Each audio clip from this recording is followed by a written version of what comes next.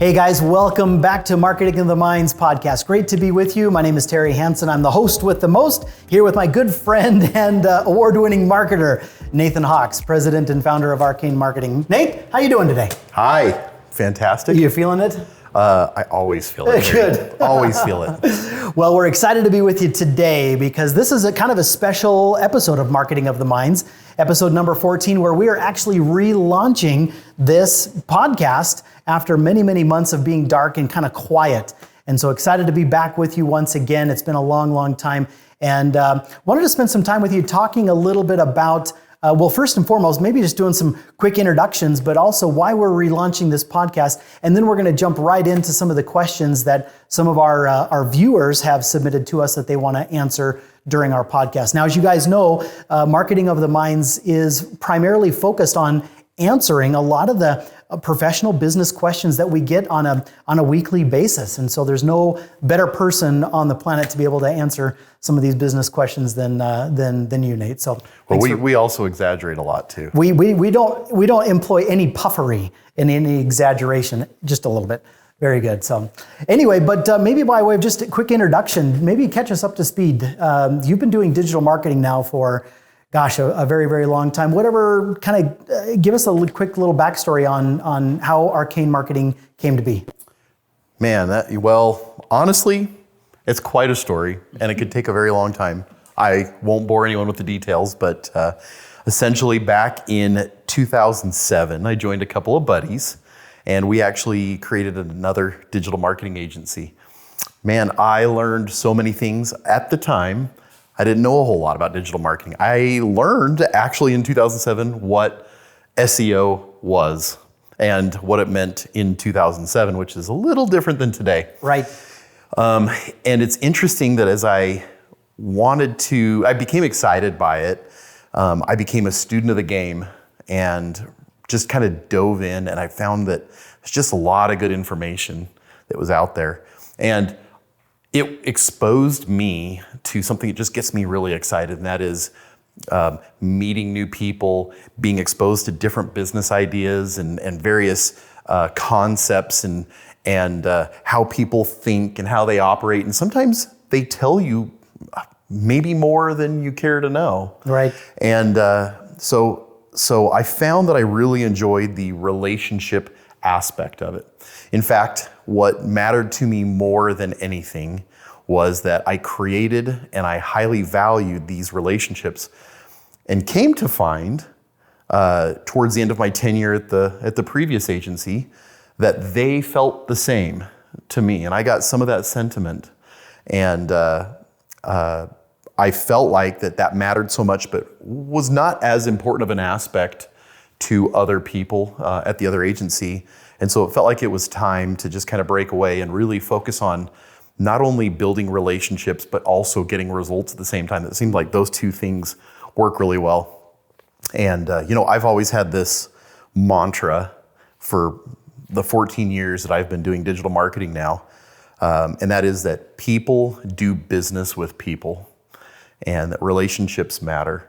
And so if we can have a candid relationship, set good expectations, and produce the results that we say that we can, by and large, people are pretty happy. Right.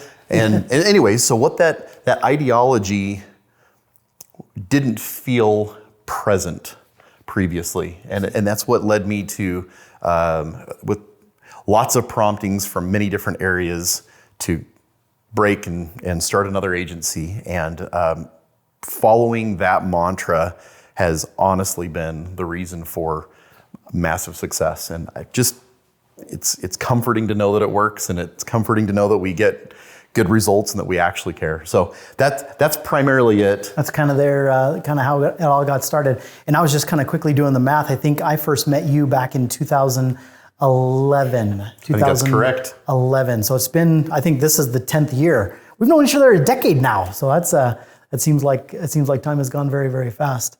And now we've had an opportunity over the years to work together in a lot of different capacities. And for those of you who may not know me, I've, for the last 15 years, have run my own marketing consulting and executive sales training company.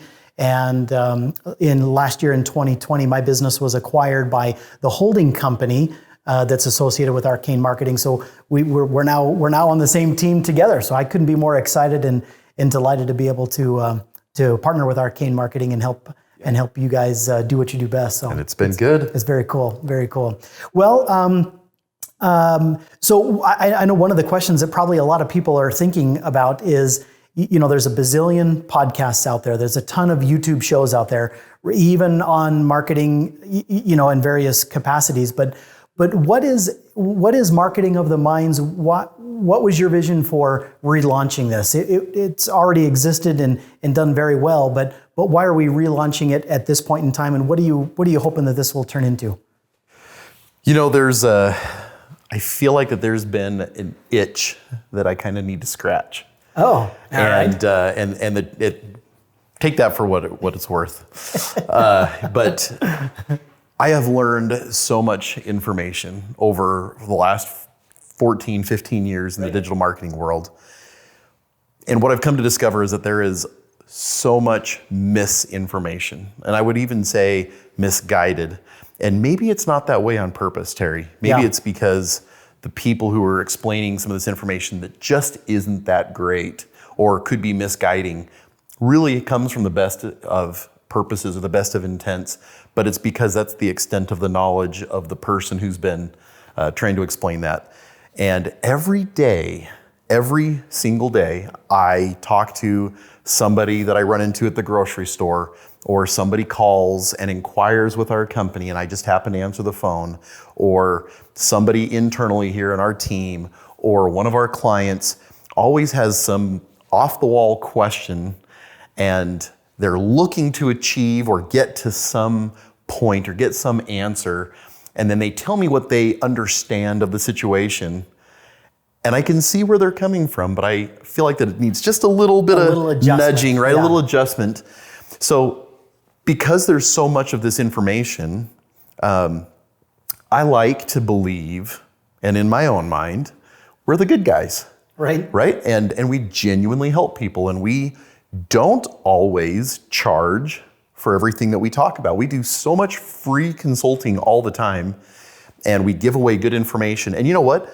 Many, many different people have taken the information that we've given and run with it on their own, have become successful, and that's fantastic. I actually don't even feel bad about those things. That's awesome. But there is a lot of times where we can give this information and it becomes very valuable to operating, maybe not just in marketing, but their whole business in general. Right. I have desired a lot and have found myself regularly short of time to create these videos. And I feel like I've even bought little kits, for everybody who wants to know, like a little stand to put my iPhone in and some lights in the background at my office. You've seen the green lights in my office, and many of my clients have. And just to make videos. And I have all these neat ideas about different ways that I can explain certain concepts and things. And I know that when I explain it to people over the phone, it's so good. It feels good to say it, and it feels good for them to hear it, and they know that I'm delivering them some value. But why not? Why can't we figure out and help guide people, be that beacon of light or of truth, if you will, as far as we understand it, and or being a guiding hand to getting them the right kind of information. And Marketing of the Minds is helping to answer so many of these asked questions, and perhaps to debunk some myths, and basically just to give those little nuggets of information. I know you've commented to me that some of your favorite people to work with on the planet are professional service type businesses, the dental practices, the chiropractors, the attorneys, the insurance agencies, the financial service advisors, the architects, the CPAs, those kinds of professional services. And what's remarkable about those individuals is, they're incredibly smart in their field. They are gurus and experts in their field. And I know a lot of the questions that they ask you have to do with some of the fundamental things about just running and operating a business that you've been able to be very successful over the years, helping them address and solve and kind of guide them on. And I know that's kind of one of the things that you've mentioned that you want Marketing of the Minds to focus on, is helping answer those kinds of questions, to help those kinds of professional services businesses really take their companies to the next level. Yeah. Those kinds of businesses are full of people that genuinely care about their service focus area and how that benefits or helps their clients or customers.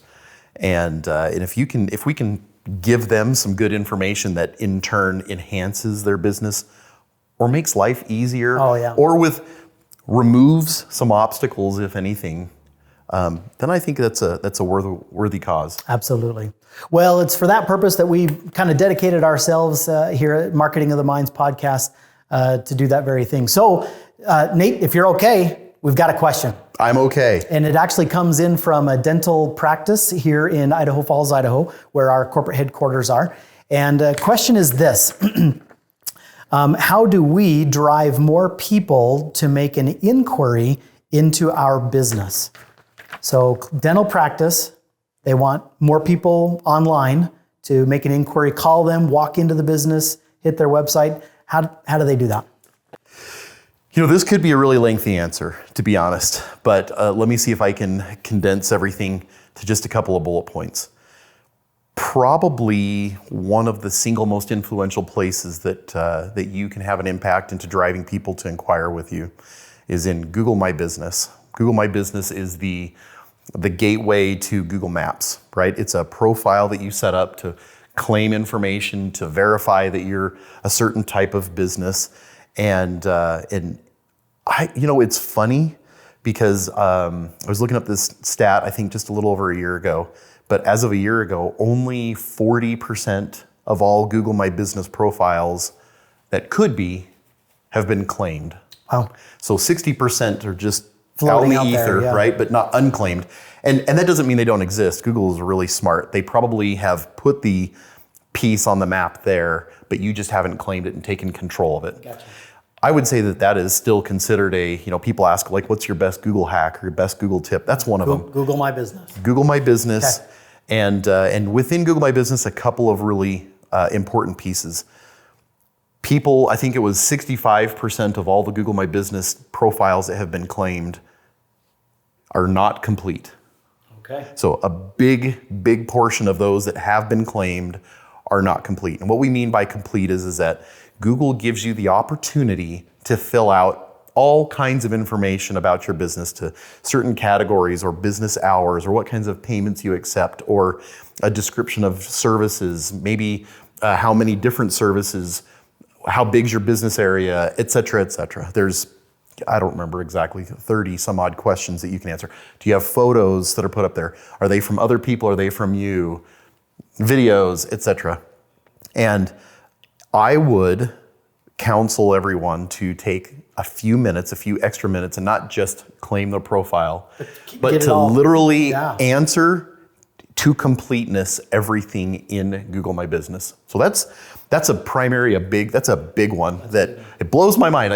Even dentists today that we help still haven't done that, and they've been around for 5 years. Okay.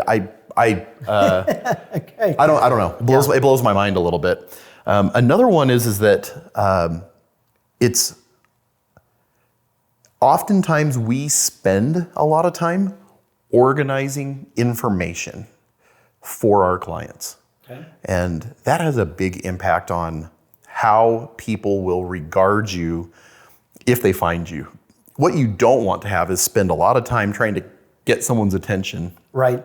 Only to have them be disappointed or turned off. Confused. Right. And then not take the action that you want them to do.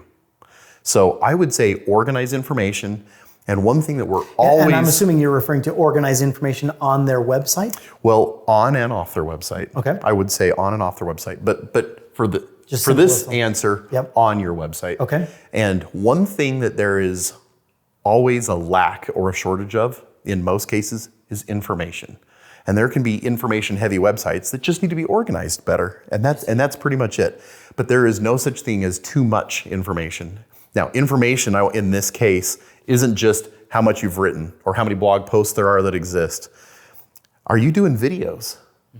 Do you have images? Do you have white papers or studies? Or is there anything that you can do to help people to see a little bit more about you? You know, if your website is, let's say, your best salesperson, and your website is also a window into your business, what do you want to show people? How nice does it look? What does it articulate? Are you answering questions? So that's another thing to consider. That's great. Another really important one is to, it's not a new concept, Terry. This is not a new concept, but it blows my mind at how well it works in 2020 and 2021 and beyond. We see phenomenal results from it as an agency because we do it for our clients, but our clients who also do it get good results. And that thing that I'm talking about is video. Video 5 years ago, 8 years ago was like kind of a hot thing. That was a button everyone was trying to push. Right. Only I think there was a lot of hype, but no action. And now, definitely there are places that take advantage of it and do a great job at producing video, but so many places don't. Video is an easy way to visually articulate, answer a question, to give information, whether it's humorous or emotional or just simply scientific, whatever that might need to be, no problem. But that's a great way to connect with your audience is through video. And there's so many other things that can come from video. Video can also be used in so many different ways. Right. And to that point, technology has advanced to the point where, shooting video has become just super, super easy. I mean, everybody's got an iPhone, everybody's got a cell phone. You can shoot videos, you can live stream on social media, on YouTube and Instagram and TikTok and Facebook and LinkedIn. And so anywhere on social media you can live stream, but then those videos can also then be uploaded to Google My Business, or those can be posted to your website, or you can distribute those in all sorts of different places as well. Well, there's kind of two parts to this video answer. And part number one is that you actually do it. Yep. Doesn't matter. And the more you do it, the better you get at it too. That's the thing is you're going to stumble a little bit at first, but you'll get better at it. But number two is once you've done it, how do you get people to see it? And there is not a better way. There is not a better way than to use social media to help get your brand out there.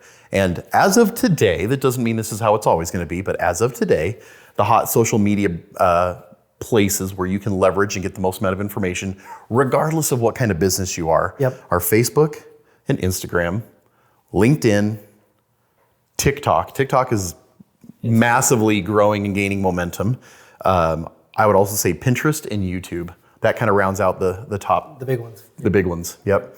Yep, so if you can put the information out on those places, fantastic. But I will give one little tidbit about the videos. Always give some kind of instruction. Always ask for something. Mm-hmm. And in our world, we call that the call to action. Invite them to take some sort of action. Yeah, click on the contact us, fill out our form, give us a phone call here, come see us, do this, do that, whatever it is you want.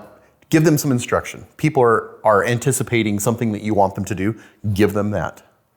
And then I think that the last piece that we talk about often, so whether you're a dentist or a financial advisor or an insurance agent or you're selling purses online, whatever that might be, how do you differentiate and get someone to inquire with you versus somewhere else? And I think that the previous answers all apply to this. This is kind of like the overarching piece. Is an acronym that is often referred to in the world of digital marketing. It's called EAT. EAT. EAT. It stands for expertise, authority, and trustworthiness. And how do you gain those things? Well, by simply doing all of the previous things that I just mentioned.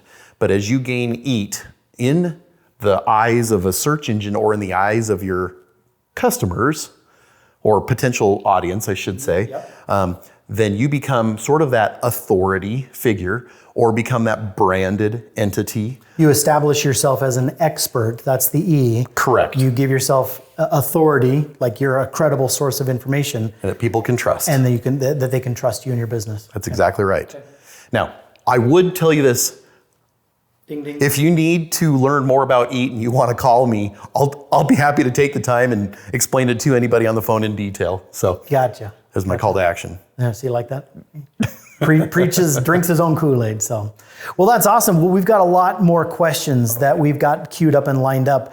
Anyway, thanks for taking some time. Yes, sir. I know your schedule is busy, and it's always good to get some time with you. So we appreciate you guys tuning in to Marketing of the Minds, episode number 14. Be sure to tune back in next time as we continue to answer, a lot of fantastic questions coming from other business professionals around the country, right here with Nathan Hawks. So great to be with you guys. Keep up the good work, and we'll see you next time. Thanks, Ian.